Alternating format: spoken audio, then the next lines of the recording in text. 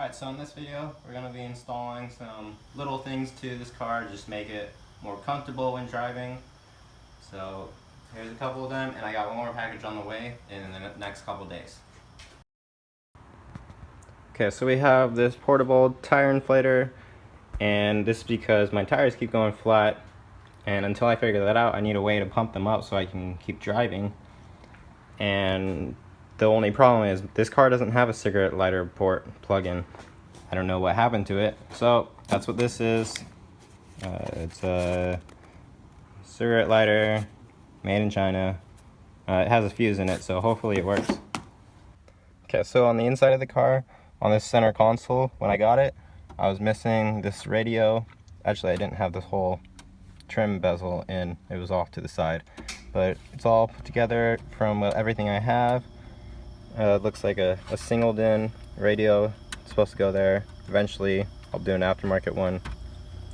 And then the center here for the cigarette lighter port, it goes right here. There's a little like rectangle. It's the frame for it, and then the port's right in the middle. And I was missing that whole thing. And instead, I found this here, and I don't remember if I talked about this, but this is a toggle switch. And I found out that it was hooked up to the starter, so it was giving ground to the starter. So when people couldn't find out what was causing this car not to run, they were doing that. Essentially what I did with grounding the wire way over here for the starter. But they didn't wire that up properly, never gave it the right power. They tried to fuse it, but it just didn't work out. So I don't know, but I got this here. There's nothing I can really do with this now. Kind of stuck with it. I need to come up with a frame. I'd like to get something 3D printed because I've searched everywhere. They don't sell this online anywhere. Hawks Motorsports, their website, they have one that was used. I tried to buy it and they reply back to me that they don't actually have it in stock. So either I find one at the junkyard or I build my own. So the plan is to get this 3D printed, a little bracket to hold the cigarette lighter. But for now, I think I'll just use cardboard, and if I can get that to work, in cardboard like duct tape or something, just so I can hold it up for now. Or I'll just let it dangle. We'll see. I do know it's gonna get hot, so that's my only concern. Alright, so I opened the box, and here we go. It's just the accessories port. I don't know what it's called. I always call it the cigarette lighter.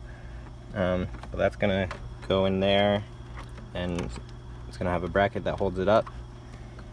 It has a fuse. I'm not sure what amp it is. I think it's like 10 or 15. And then it has 2 ring terminals for power and ground.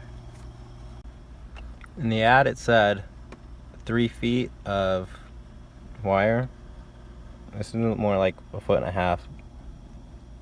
So I'll figure something out that'll get it to work. Okay, so this is not mounted into anything. It's supposed to snap into place, but it doesn't. But basically I looked under here, and I know I have some wires that just are dead ends. And I noticed over here, see if you can see it, it says accessory plug. Maybe that's the wiring I'm looking for. Maybe I'll just tap into there, because the actual cigarette lighter wiring is gone. At least it's hidden in the harness. There's no cutoff wire that I can see. Okay, so after looking through Shoebox's website, he actually mentions this. This is a thing on 95 to 96 Camaros where it says accessory plug reference owner's manual. And basically what it is just, it's wires connected from the battery that just loop at the point of the tag. So you can just tug on them and they'll come out, and here they are. They aren't cut wires. This is actually how they are from the factory. It could be from 93 to 96 cars, but at least 95 to 96 cars, they know for sure. But I'm pretty sure orange is always hot, black is the ground for sure, and pink is hot when the car's on accessory, power, run, whatever. So I'm going to use the orange and black wires, and I'm just gonna route it under the center console to make the wires all clean still. And also, these wires actually are fused in the Accessories Power fuse box. The pink and the orange have their own fuse, so if you look at your fuse cover, it'll actually say, but I am running a fuse in line with this wire. It's a 10 amp fuse. If the fuse were to blow, I would think this one would blow and not the one that is in my fuse box. If they both blow, then that's kind of silly, but we'll see. Okay, so I got my multimeter. I'm gonna turn the car to the on position, and I'm gonna use the multimeter to verify that I do have power, 12 volt power, coming out of each wire, or if it has to be on for the wire to be on, etc. And we do have power. So right now, this orange wire is always hot. This pink one is hot when it's turned to on or accessories power. And the black is ground. So I'm gonna just wire this up directly into those wires. Okay, so I masked off this pink wire so it doesn't short on anything. I cut off this ring connector so I can just solder it straight to that wire. And then for the ground, I'm gonna find a spot where I can bolt it in like I did with that. Alright, so here we go. Just soldered together, that's not coming apart. Now I just need to route it somehow and figure out what I'm doing with the ground again. Alright, so I gotta take off real quick, but I think the plan is I'm gonna use the ring connector for the ground and just ground it to the seat nut bolt down here, and I should be able to tuck it down. You won't even see the wires, and I'll have the power wire all behind this area, so it should be a clean install. Alright, so I'm back. I separated these wires. You just pull them apart. So here's a little ring connector. This is the nut. I'm gonna undo this, stick this under, and ground it like that, and it should be just fine. Alright, so the wire is grounded. Now the cigarette lighter or accessories port has power. So now I'm just gonna tuck this wire. I'm gonna hide it into here under the console, behind the seat, and just basically hide all these wires. Alright, so the wiring is all done. As you can see, the ground goes there, tucks behind the console, and then it goes under here, loops through, and here's the accessory port. Now when I pull the seat forward, you'll never be able to see the wires. When I put this down, no wires, so it should be pretty clean. I'm gonna go ahead and test this to make sure it works before I cover up all this wiring. Alright, so this is my cigarette adapter to 2 USBs. This is what I use to charge my phone, and it lights up blue when there's power and it's working, and I plugged it into my phone and it worked. So everything works. I can cover up the wiring, and now let's work on a bracket to hold this up. Alright, so this is my idea.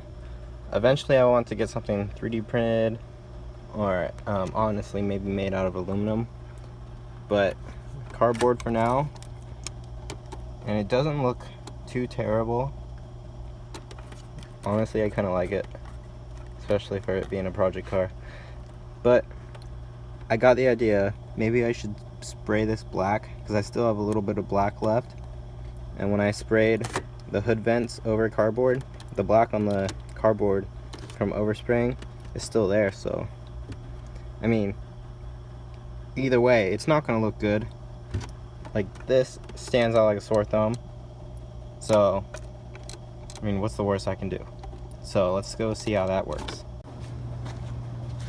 Alright, so this is what it looks like now after hitting it with some black. It doesn't look too bad. We'll see how it looks inside the interior. I'm kind of torn if I like the original cardboard look or this sprayed black look. But I'm gonna let this dry for a bit, and I'm gonna go pick up stuff for an oil change on the '98 Saturn. You've seen it in a couple videos back. gotta do an oil change. So alright, so here's a mock-up of what it looks like now, and wow, that's not too bad actually. The plastic has sort of a crumb finish, so like if I were to use like a black crumb or a black acrylic paint, it would look and match a lot better, but honestly it's not that bad at all. Let's go ahead and put this in and get it all set up. Alright, so here's the finish. I used this 3M double-sided tape on the back of it to stick along the edges, and then I wrapped a tiny thing of duct tape that you can still see. I'm gonna fix that up so you won't be able to see it. But I did a little ring around here just to help it from falling in, and then I did a border of electrical tape just to give it that extra support and kind of just blend better, and doesn't look too bad.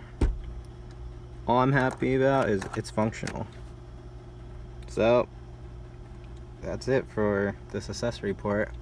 I'm waiting for something to come in the mail, and then I'll be back. I went for a drive, just enjoy the Camaro, and my phone charged up pretty good, so it works. Yay. Now I'm going to take the time to just clean all this up from the last video where I used fiberglass filler and had to sand a bunch, so there's all this dust and stuff everywhere. So I'll try to get as much of that out as possible, and then I'm going to do an oil change, and then hopefully my thing in the mail will come. The Saturn is in the air, oil is draining, and I took off the front brakes to inspect the pads and the rotors, and they all seem really good. This car only has 90 something thousand miles on it, so I mean that's pretty low for a 98, but the Saturn's all good. I just gotta put oil in it, and then my part should be here, hopefully. My package came, and it's a little shift knob. Honestly, I thought it was a lot bigger. I'm kind of glad it isn't. So let's go. I'm gonna pull the Camaro back into the garage and install it here. So this used to be there. It was like a thread adapter for a different thread style shift knob, and at first when I went to put this shift knob on, it comes with 3 different adapters in case this one doesn't work, and none of them worked. So I was like, what the heck? I said this one would work. So I figured out that this was some adapter thing, and there was supposed to be some sort of Allen or something to hold the actual shifter in place. So that was weird, and the only way I could get it off was by gripping the shifter stick thing by the bottom, and I used vice grips on the top to turn it to break it loose. I had to spray some WD-40 because that was on there, and unfortunately you might be able to see I had to scratch up the paint on the shifter, but the boot should cover it, so I try to go as low as possible, that way I could just cover it up with the boot. Alright, so here's how it looks on the car.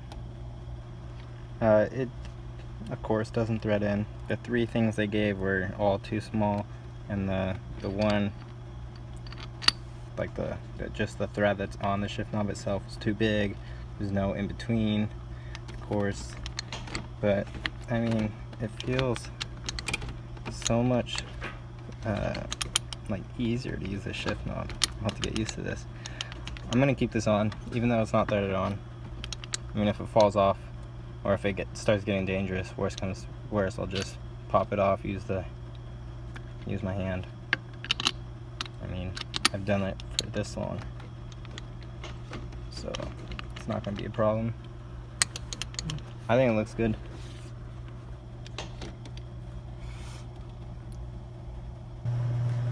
Alright, so we got a lot done today. A lot of little things, but still a lot nonetheless.